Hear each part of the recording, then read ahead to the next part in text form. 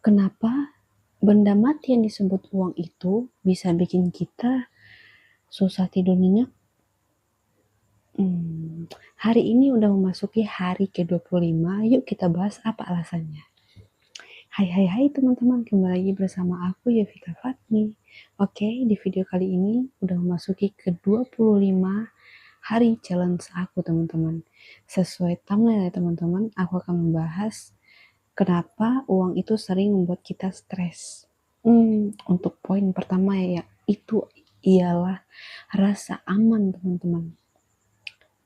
Contohnya begini, aku punya uang simpanan di luar dari uang kebutuhan bulanan. Jadi aku punya uang dingin lah untuk bulan ini gitu teman-teman. Hati aku bakal merasa bahwasannya aku aman. Baik itu di uang tunai maupun di saldo rekening aku. Dan itu juga penyebabnya orang itu akan mudah stres gitu teman-teman. Kita nggak tahu ke depannya itu seperti apa. Jadi memang untuk itu kita harus mempunyai uang untuk berjaga-jaga gitu teman-teman. Karena memang adanya rasa aman tersendiri ketika kita itu punya uang berjaga-jaga. Anggaplah itu uangnya nggak banyak ya, sedikit. Uh, Anggaplah 100.000 aja dalam sebulan gitu ya teman-teman. Di luar dari kebutuhan pokok ya teman-teman. Wah, ternyata aku punya pegangan nih 100.000, aman lah ya kalau misalkan ada terjadi hal-hal yang tidak diinginkan secara mendadak gitu teman-teman. Dan itu juga kenapa alasannya kita tuh perlu untuk mempunyai dana darurat gitu teman-teman. Kalau untuk aku sekarang, aku masih punya dana darurat untuk sebulan gitu ya teman-teman. Jadi aku akan merasa lebih aman gitu teman-teman. Contohnya kalau misalkan ada hal-hal mendadak, misalnya kuota aku habis untuk bulan ini, habis di tanggal yang tak tepat gitu teman-teman. Tapi karena aku ada saldo aku yang nganggur, jadi aku merasa aman. Oh bisa nih beli gitu, jadi aman gitu teman-teman. Tapi masalahnya bukan hanya soal rasa aman diri kita sendiri nih teman-teman, tapi juga terhadap pandangan orang lain. Nah, poin kedua adalah gengsi atau pandangan orang lain, teman-teman. Kita stres itu bukan karena kita kelaparan. Kita stres itu bukan karena kita itu kurang makan, teman-teman. Tapi karena merasa kalah saing dengan gaya hidup orang lain di sosial media yang kita lihat, yang kita konsumsi tiap hari, yang kita bergaul setiap hari. Itulah yang menyebabkan kita itu uh, poin stres kedua gitu teman-teman, gengsi.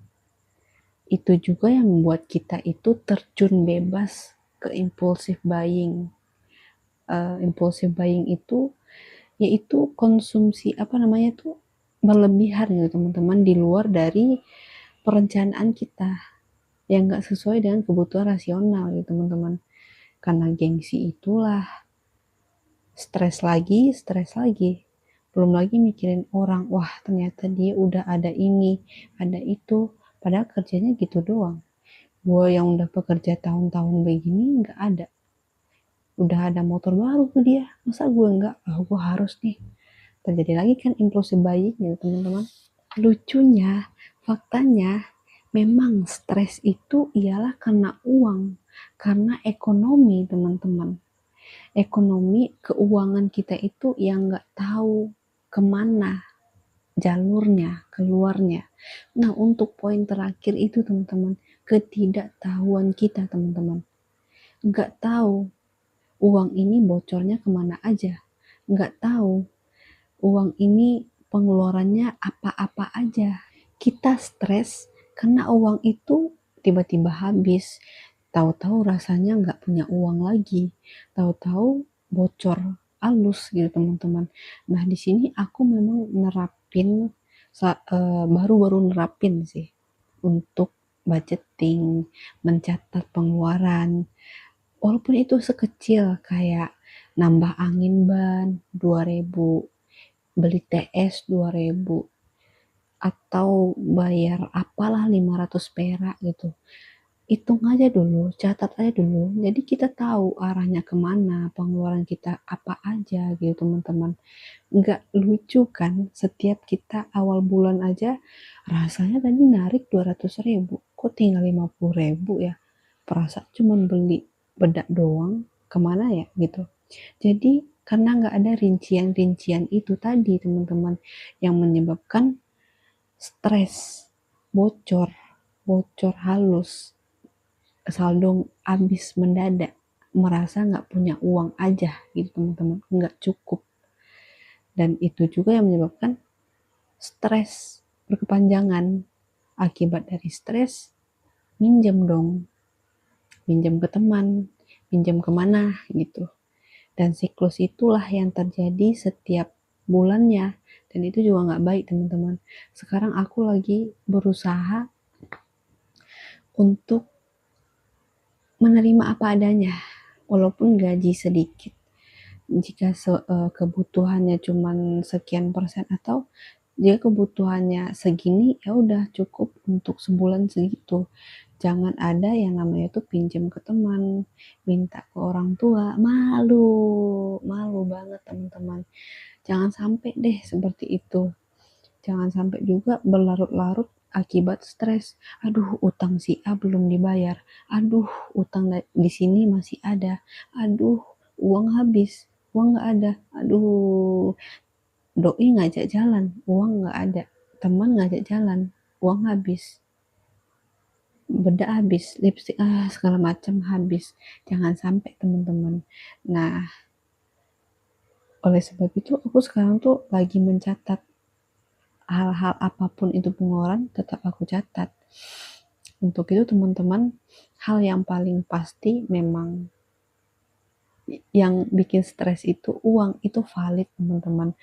Oleh sebab itu mari kita perbaiki manajemen keuangan kita. Ya walaupun pemasukan kita nggak sesuai pengeluaran, tapi setidaknya kita tahu arahnya kemana. Kita tahu fungsi keuangan kita itu kita pakai buat apa-apa aja gitu teman-teman. Jadi kita bisa membandingkan, wah aku kayaknya kebanyakan di sini nih pengeluarannya, bisa nggak ya aku uh, sedikit aja di bagian ini, atau ya kita bisa revisi lah setiap bulannya gitu teman-teman. Intinya stres soal keuangan, soal ekonomi itu real teman-teman, valid. Tapi jangan sampai angka-angka di layar HP kita itu mengatur kita teman-teman. Nah, menurut teman-teman, apalagi nih hal yang paling stres soal keuangan? Tulis di kolom komentar ya teman-teman. Oke, jangan lupa saksikan aku di hari berikutnya. Jangan lupa like, comment, share, and subscribe. See you on the next video, guys. Bye-bye.